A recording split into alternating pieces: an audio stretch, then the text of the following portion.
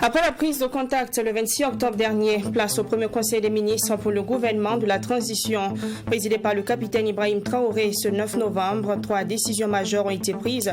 Il s'agit de 2 décrets et l'examen d'un plan opérationnel d'appui à la campagne agricole de saison sèche 2022-2023. Procès Mansour Guiro contre des membres du mouvement Sauvons le Burkina. Le verdict est tombé ce 9 novembre. Les 5 accusés ont été reconnus coupables de participation à une manifestation illicite et 2 d'entre eux coupables de coups et blessures. Ils sont condamnés à des peines allant de 12 à 18 mois. À Bourg-du-Lasso, un litige foncier oppose des enfants d'un défunt à son ami. Le dit ami a accusé de détournement d'une partie de leur héritage. Les enfants se disent prêts à se battre pour préserver leur patrimoine. Propos tenus lors d'un point de presse. Détail tout de suite. Bonsoir, ravi de vous retrouver. Le président de la transition, le capitaine Ibrahim Traoré, a présidé ce mercredi le premier conseil des ministres après la prise de contact du 26 octobre dernier. Des décisions majeures ont été prises au cours de ce conseil. 2 décrets ont notamment été examinés et adoptés par le conseil des ministres selon le porte-parole du gouvernement. Les détails avec Mamidriana Kamabo. Le premier décret adopté à ce conseil des ministres porte attribution des membres du gouvernement. Selon le porte-parole du gouvernement, Jean-Emmanuel Ouedraogo, il s'agit d'une réorganisation au niveau des ministres qui ont connu des fusions afin de prendre en compte les changements opérés pour une meilleure prise en charge des missions. C'est un décret très important pour la définition du champ d'action de chaque département ministériel. Alors ce décret-là était très important, comme je l'ai dit, surtout pour réorganiser au niveau des ministères qui ont connu soit des fusions ou des évolutions. D'autres ministères ont été supprimés. Il fallait donc réaffecter leurs attributions. Les autres ministères, bien sûr, sont restés sans grand changement par rapport au décret précédent. Le deuxième est relatif à la gestion des intérims des ministres. Il permet de fixer de façon formelle l'organisation des intérims en cas d'absence des membres du gouvernement. Cela est important pour la continuité, l'efficacité du travail et surtout l'esprit de collégialité qui doit donc présider au travail gouvernemental. Ces décisions majeures ont été adoptées au cours de ce Conseil des ministres. Il faut noter que cette rencontre gouvernementale a été présidée par le président de la transition, le capitaine Ibrahim Traoré. Le premier conseil des ministres après celui de prise de contact des membres du gouvernement en date du 26 octobre dernier. Le Conseil des ministres de ce 9 novembre 2022 a également examiné et analysé un plan opérationnel d'appui à la campagne agricole de saison sèche 2022-2023. Le président de la transition a donné des instructions fermes concernant ce plan. Un plan qui a pour objectif d'intensifier les productions au cours de la campagne de saison sèche pour compenser les pertes de production liées au déplacement de population à cause de la situation sécuritaire. On écoute les autres détails sur la question avec le ministre en charge de l'agriculture. Nous allons mettre l'accent sur le maïs irrigué, le riz irrigué, la pomme de terre et quelques produits maraîchers comme la tomate et l'oignon qui sont couramment utilisés pour la cuisine. En ce qui concerne les améliorations, les productions attendues sont d'à peu près 3500 tonnes pour le maïs et près de 60 000 tonnes pour le riz irrigué. Alors les autres productions aussi connaîtront des évolutions significatives. Alors le plan lui-même coûte à peu près environ 10 milliards 300 millions, mais lorsque nous valorisons toute la production qui sera obtenue à la fin de la campagne de saison sèche, nous sommes à plus de 12 milliards 200 millions. Ce qui montre que ce plan est financièrement rentable. Mais au-delà de la rentabilité financière, c'est sa rentabilité sociale et économique qui est importante parce que nous permettons aux populations burkinabées de satisfaire un besoin élémentaire, celui de se nourrir, mais aussi de gagner en dignité, de rehausser leur dignité. Le procès de la manifestation du 6 septembre qui a occasionné des coups et blessures sur Mansour Guiro a connu son dénouement ce mercredi 9 novembre. Les 5 accusés ont été reconnus coupables de participation à une manifestation illicite et 2 d'entre eux coupables de coups et blessures. Ils ont été condamnés à des peines allant de 12 à 18 mois. Abdourahmane. Le parquet avait requis 36 mois de prison ferme pour 4 des 5 accusés et 18 mois ferme pour le dernier. Mais ce 9 novembre, le tribunal, statuant en premier ressort, prononce les condamnations suivantes. 18 mois de prison dont 12 mois ferme et une amende de 1 million de francs CFA pour Suleiman Zongo et Mahamadi Compaoré. Comme les autres accusés, ils sont reconnus coupables de participation à une manifestation illicite, en plus de l'infraction de coups et blessures. Aziz Traoré, lui, est condamné à 12 mois de prison, dont 6 mois ferme et une amende de 1 million de francs CFA. Une condamnation de 12 mois de prison, dont 2 mois ferme, est prononcée contre Seni Bitiou. Karidiata Ganame, seule femme parmi les accusés, est condamnée à 12 mois avec sursis. La partie civile est satisfaite du verdict. On ne pouvait pas demander mieux parce que c'est le procureur qui a poursuivi. C'est lui qui était la partie poursuivante principale. Donc il a estimé que les règles de la société ont été violées. Donc en tant que partie civile qui avons subi un préjudice, les condamnations, nous, ce qui nous importait plus, c'était au plan civil. Mais également, au plan pénal aussi, ça nous satisfait parce que ceux qui nous ont agressés, qui nous ont porté préjudice, ont reçu une sanction au regard de la loi. Mansour Guiro, victime des événements du 6 septembre, s'est constitué partie civile et réclame un franc symbolique au titre des dommages et intérêts. Le tribunal rejette cette demande en raison du fait qu'il s'est rendu sur les lieux d'une manifestation illicite. On lui reproche d'avoir aussi été sur les lieux de la manifestation. Donc c'est sur la base de ça que le juge a rejeté la demande de constitution de partie civile. Mais il n'y a pas d'enjeu pour nous, d'autant plus qu'on n'était pas dans la dynamique de réclamer quoi que ce soit de la part des prévenus. Nous, le client a supporté ses frais de soins. Et également, il a été débouté sur les frais d'avocat. C'est la conséquence du rejet de la constitution du parti civil. Donc, il n'y a pas trop d'enjeux pour nous. Le tribunal ayant statué en premier ressort, les parties disposent de 15 jours pour faire appel. Selon l'un des avocats de la défense, maître Paul Kéré, il n'y a pas d'opportunité à interjeter appel.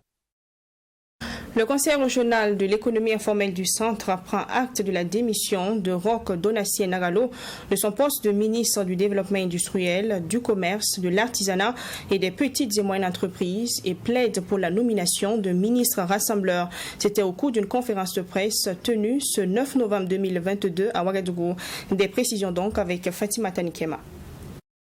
Après la démission de Roch Donatien Nagalo de son poste de ministre en charge du commerce, le Conseil régional de l'économie informelle du centre s'est adressé à la presse. Une des fêtières de commerçants qui s'était érigée à la nomination de Roch Donatien Nagalo au poste de ministre en charge du commerce. Les responsables de cette structure disent prendre acte de cette démission, mais ne comptent pas faire table rase sur les faits reprochés à Roch Donatien Nagalo. Il y a eu une médiation qui a été initiée par le patronat. Cette médiation va se poursuivre. À notre entendement, en tout cas, elle va se poursuivre et nous sommes toujours dans cette médiation. Et c'est à l'issue de cette médiation que nous allons donner suite au sujet. Voilà, c'est avec les conclusions de cette médiation, si on arrive à parvenir à un accord, on va dire qu'on va s'en tenir à la médiation. Si avec la médiation il n'y a pas d'accord, je pense qu'au moment opportun, on improvisera. Mais en attendant, le Conseil régional de l'économie informelle du centre plaide pour la nomination d'un ministre qui pourra gérer la crise qui secoue actuellement le monde de l'économie burkinabé. Selon les conférenciers du jour, ce dernier doit faire l'unanimité dans le secteur économique. Vous savez que le domaine commercial est très sensible. Il nous faut quelqu'un qui peut rassembler tout le monde. Et à l'heure actuelle, vous savez qu'au niveau du monde des affaires, il y a tellement de problèmes. À tel point, si ce n'est pas quelqu'un qui peut rassembler, quelqu'un qui a un peu d'expérience dans le milieu, ça va être difficile. Donc nous souhaitons que le Premier ministre regarde nous propose quelqu'un qui peut vraiment nous faire sortir dans le problème que le Burkina Faso vit à l'heure actuelle. Cette conférence de presse a servi de cadre pour le Conseil régional de l'économie informelle du centre d'inviter ses membres à l'union sacrée dans la concertation et le patriotisme. Occasion également d'appeler ces derniers à s'enrôler au titre de volontaires pour la défense de la patrie VDP. La culture serait un puissant levier face au phénomène du terrorisme. C'est la conviction du journaliste et communicateur culturel Bourema Diga que nous avons rencontré ce matin. Il estime qu'un retour aux valeurs culturelles et un renforcement du financement du secteur culturel pourrait permettre de venir à bout du terrorisme. On l'écoute ensemble dans cet élément signé Serge Kabouré. En plus de la réponse militaire, plusieurs autres alternatives se présentent aujourd'hui dans la lutte contre le terrorisme. Il s'agit entre autres de la culture qui a un grand rôle à jouer en termes de prévention et de dissuasion. À en croire le journaliste communicateur culturel Bourema Diga, le retour aux valeurs culturelles est une arme importante contre le terrorisme. Si vous êtes culturellement fort, on ne peut pas venir entrer chez vous et puis perturber votre famille en allant même contre vos valeurs culturelles. Et malheureusement, c'est ce qui s'est passé avec le phénomène du terrorisme. La vie, elle est sacrée en Afrique. Dans toutes nos familles, dès la naissance, on nous le dit, on grandit effectivement avec cela. Pourquoi se fait-il qu'à un moment donné, on perd cela de vue ? À cause, je ne sais pas, d'une petite drogue, de quelques billets, et puis on met à votre disposition un fusil, et puis on vous dit, bon, allez-y, faites ça, ôtez des vies, s'aimer la terreur pour, effectivement, un objectif qui, en fait, n'en est pas un. En termes d'illustration, le journaliste culturel en veut pour preuve l'hospitalité africaine. L'hospitalité, c'est vrai, est une valeur, mais en même temps, ce n'est pas parce qu'il y a l'hospitalité que vous allez recevoir n'importe qui, n'importe comment. Dès que vous avez un étranger qui vient, vous le présentez dans votre famille, à votre père de famille, et le père de famille va aller le présenter au chef du quartier.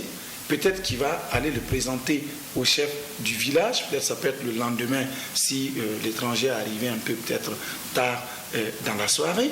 Vous voyez que déjà sur le plan sécuritaire, si cela est respecté, en ce moment, on commence à prévenir parce qu'un terroriste ou quelqu'un qui veut faire du mal ne peut pas venir dans ces conditions, s'introduire, s'aimer la terreur ou la mort et puis s'en aller. La culture a également un impact sur le développement et tous deux sont inséparables dans le contexte du Burkina, selon Bourema Diga. Face aux différents reports et annulations d'événements culturels, il appelle à l'implication des consommateurs de ce secteur. Il ne faut pas aussi penser que ça va être que l'œuvre des promoteurs d'événements. Il faut que le public puisse effectivement accompagner et jouer sa partition. Que des voix s'élèvent pour dire « Ah, les événements sont en train d'être annulés, sont menacés à court ou moyen terme. » En fait, ces événements, nous sommes les premiers destinataires. C'est nous, les consommateurs culturels. Nous ne pouvons pas croiser les bras pour regarder. Nous attirons l'attention pour qu'on puisse effectivement en tenir compte et trouver les voies et moyens, notamment sur le plan sécuritaire, pour pouvoir améliorer davantage afin que ces événements ne puissent pas s'annuler. À l'endroit des autorités, le journaliste et communicateur culturel appelle à un renforcement du financement du secteur qui aujourd'hui est estimé autour de 8 milliards de francs CFA, toujours selon lui. Il appelle également de ses voeux à la mise en place d'une discrimination positive en faveur de la culture afin que les acteurs culturels puissent jouer leur partition dans le cadre de la lutte contre le terrorisme. Et justement, dans cette dynamique, l'artiste chanteuse Miss Tania apporte sa contribution en tenant son premier concert live ce samedi 12 novembre 2022. Ce concert est baptisé The Dream, qui veut dire en français le rêve. Elle compte faire le plein du stade municipal ce week-end. Il faut noter que ce concert intervient quelques mois après la sortie de son premier album dénommé Héroïne. Et justement, Miss Tania est avec nous sur ce plateau. Bonsoir Miss Tania et merci de nous rejoindre pour ce 20h. Bonsoir et merci. Je suis très contente d'être là avec vous. Merci, c'est un plaisir. Jour J-3 donc pour votre premier concert live. Est-ce que tout est prêt pour réaliser le rêve? Par la grâce de Dieu, tout est fait prêt. Mon équipe d'organisation a déjà joué sa part de responsabilité dans la communication, dans la mobilisation, dans la régie. Maintenant, on attend que le public. Voilà. D'accord, vous avez baptisé ce concert The Dream et vous attaquez le stade municipal Issoufou Joseph Colombo. À cette étape, est-ce que vous êtes sereine? Ça va se faire pour ce samedi? C'est comme je l'ai dit, on a déjà joué notre part de responsabilité. Maintenant, c'est entre les mains de Dieu. Ça va se faire, Inch'Allah. J'ai confiance.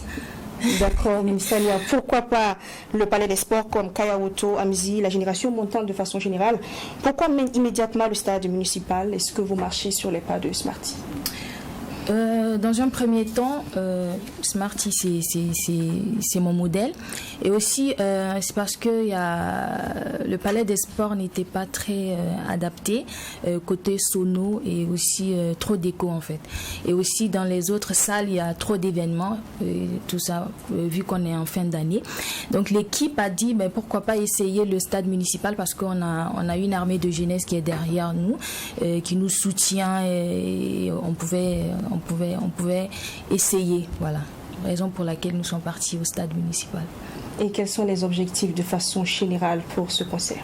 De façon générale, dans un premier temps, on aimerait réunir les fils et filles du pays ensemble, chanter encore parce que ça fait, dans des années antérieures, on a beaucoup pleuré avec la situation du pays et on aimerait à travers ce concert se réunir, se retrouver une fois encore, chanter en chœur et aussi rendre hommage aux FDS qui se battent pour nous à longueur de journée.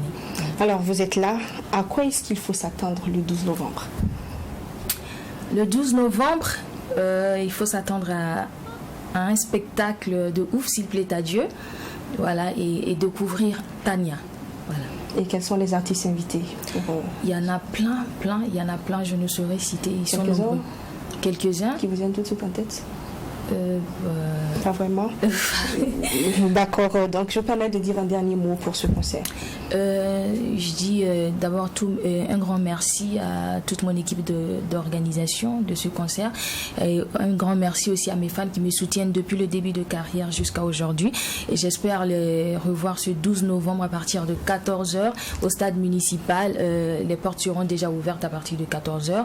Il y aura à manger, à boire, prestations d'artistes, jeux avec des partenaires et des sponsors et tout ça, donc sortez massivement, je vous invite à venir faire la fête avec nous, voilà, merci. D'accord, merci Miss Tania de nous avoir apporté toutes ces précisions. Rendez-vous est donc pris samedi 14h au stade municipal pour Vaudreuil.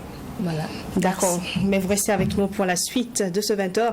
Et justement dans la suite, le théâtre populaire de Ouagadougou, CIS au CDC, Centre de développement chorégraphique, fera peau neuve dans quelques semaines.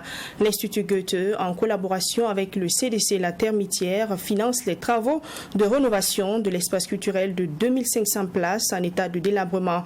L'infrastructure devra être livrée d'ici là. Il pourra accueillir des spectacles. D'ailleurs, le 26 novembre, elle abritera un concert qui va réunir des stars de la musique burkinabé. Maxime Choïd-Bambara. Le théâtre populaire Désiré Bonogo, CIS, dans l'enceinte du CDC, Centre de développement chorégraphique, en plein travaux de rénovation. L'infrastructure en état de délabrement était, depuis quelques années, fermée à tout spectacle. Les ouvriers sur place sont à pied d'œuvre pour recoller les parties de la scène détériorées, refaire les gradins en ruine. Ces travaux de réhabilitation entrent dans le cadre de la mise en œuvre du projet Arakat, qui veut dire en arabe mouvement. Un projet mis en œuvre par l'Institut Goethe Burkina et celui du Soudan. Il existe un projet de rénovation que le CDC mène depuis quelques années, mais qui a un budget beaucoup plus, gros, consistant, voilà. Et donc, ce projet-ci va consacrer,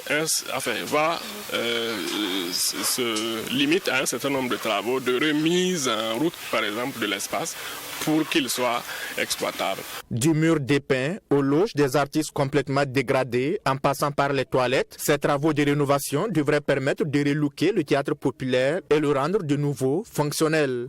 On va faire des travaux de menuiserie métallique, d'électricité, de plomberie, de nettoyage général, de peinture. Disons qu'on a pris un peu de retard au début du fait des pluies qui ne finissaient pas assez tôt, mais on a rattrapé le temps perdu. Je pense que d'ici 1 à 2 semaines, l'espace sera prêt à accueillir nos événements. Débutés à mi-octobre, les travaux de rénovation prendront fin dans quelques semaines selon le coordonnateur du projet Arakat. Cet espace culturel de 2500 places est donc censé accueillir le 26 novembre l'organisation d'une performance finale marquant la fin du projet Arakat et d'un concert qui réunira des stars de la musique burkinabé dont Awa Boussim, Malika, la slameuse, entre autres. Infrastructure, l'axe TV5 Monde École Badéa dans l'arrondissement 6 de la capitale burkinabé laisse à désirer poussiéreuse en cette saison sèche. Cette route est également impraticable en saison hivernale. Cette voie en mauvais état manque également de caniveaux pour faciliter l'écoulement des eaux. Elle impacte également le chiffre d'affaires des riverains, témoigne-t-il. Les usagers riverains de ce tronçon lancent un cri de cœur à l'endroit des autorités communales de l'arrondissement. Constat avec Alexis Mwenkouni Belem. Parcourir ce tronçon d'une distance d'environ 3 km demeure un parcours de combattants. L'axe TV5 Monde École Badénia dans la zone 1 de l'arrondissement 6 de la capitale burkinabé. Poussiéreuse en saison sèche, cette route est aussi impraticable en saison hivernale. Sur ce tronçon, il faut redoubler de vigilance pour éviter les nids de poules ou les pneus qui indiquent les dangers aux usagers de cette route. C'est une voie sur laquelle plusieurs usagers ont déjà été victimes d'accidents de circulation à cause de son état de dégradation. Malgré une bonne volonté résidant dans ce quartier qui a procédé au remblaiement de la voie, quelques mois après, le calvaire des usagers et des riverains demeure. Vraiment, on ne peut même pas estimer ce qui se passe ici. Hein. Vous-même, vous voyez, c'est du n'importe quoi, il y a des bas-fonds. C'est tout récemment le ministre de l'Habitat qui logeait derrière. Et pendant l'hivernage, c'est lui qui était venu aménager. Mais vous voyez, après quelques mois encore, vous voyez ce qui se passe. Voilà. Donc, il y a trop d'accidents, les gens tombent au hasard, les véhicules embrument ici. Nous, souvent, on est obligé de les aider à pousser à traverser. Donc, bon, vous voyez, si vraiment l'État pouvait faire quelque chose pour nous, ça nous fait du bien. Cette voie en mauvais état manque également de caniveaux pour faciliter l'écoulement des eaux, ce qui impacte les riverains.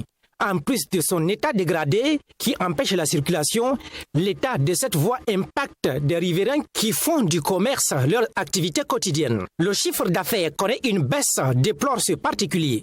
Pourtant, on paie les impôts. Occupation place publique, on les paie par là.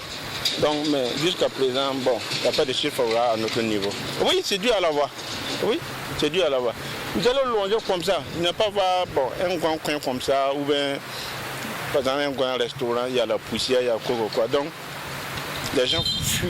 Il y a beaucoup de poussière et ça fatigue les gens. Et puis lors des pluies aussi, c'est vraiment compliqué parce que le canal là se remplit d'eau et tout, et puis ça se déverse sur la route.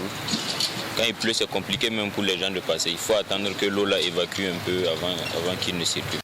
Le gouvernement est interpellé à se pencher sur le cas de cette route qui fait des victimes. Mais en premier lieu, les usagers et riverains du tronçon TV5 Monde École Badénia lancent un cri de cœur à l'endroit des autorités communales de l'arrondissement. À Brodioulasso, un litige foncier oppose les enfants d'un défunt à son ami. En effet, les enfants de Feu Sanou, dans l'arrondissement 24 de la ville, accusent M. Ouedraogo Bourema, ami de leur père, de détournement d'une partie de leur héritage. Ils ont tenu donc un point de presse pour expliquer les faits et tenir l'opinion publique à témoin. Les enfants du défunt se disent prêts à se battre pour préserver leur patrimoine. Les occupants de ce lieu de culte situé dans la zone non lotie au secteur 24 de Brodioulasso sont sommés de quitter. Un terrain hérité par les enfants de Feu Sanoussou, décédés il y a de cela 2 décennies. Selon la famille, c'est un proche de leur défunt père du nom de Ouedraogo Bourema qui veut s'accaparer de ce terrain.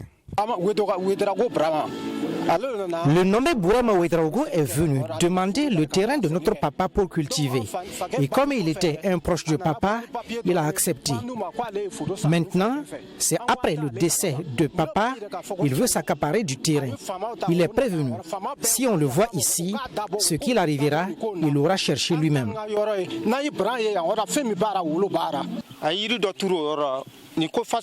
Il a commencé à planter des arbres sur le terrain de notre oncle qu'il a chassé. Le papier qu'il possède est faux, car ce n'est pas le nom du papa qui figure comme vendeur. Sinon, toutes les églises qui sont ici, c'est nous les propriétaires terriens qui leur avons octroyé les terrains. À en croire la famille Sanou, une proposition de solution avait été faite par le chef du village de Kwa. Une proposition rejetée par le nommé Bouraima. Nous sommes partis pour régler le problème avec le chef du village. Ce dernier a proposé de lui donner une portion du terrain, vu qu'il était un proche du papa. Bouraima Ouedraogo a catégoriquement refusé. Pour les occupants de ces terrains, ils disent s'en remettre aux propriétaires terriens et espèrent une solution définitive dans ce litige foncier. On a payé le coin, ça vaut au moins 6 ans comme ça, avec les propriétaires terriens. Comme témoin, ses frères, on est même allé chez le chef de village de Kwa. Ils sont tous au courant, ils ont dit qu'il n'y a pas de problème. Voilà, c'est après tout ça qu'on est venu commencer l'exploitation et on a construit l'église. À notre grande surprise maintenant, ils ont envoyé quelqu'un pour venir nous déguerpir. On dit bon, sans avertissement ni rien. Maintenant, c'est là on a approché les propriétaires terriens qui nous ont dit, on les a demandé, est-ce qu'il y a un problème entre... Ils ont dit non. Si ils nous ont vendu le terrain, c'est qu'il n'y a pas de problème. S'il y avait un problème aussi, les témoins qui ont témoigné là, sur le papier, sur les décharges là, et ils n'allaient pas accepter de témoigner. En attendant une suite à ce litige, des procédures administratives sont en cours pour déguerpir les occupants de ces terrains. Fin de ce 20h, merci de l'avoir suivi. On se retrouve demain à la même heure pour une nouvelle édition. D'ici là, portez-vous bien et bonsoir.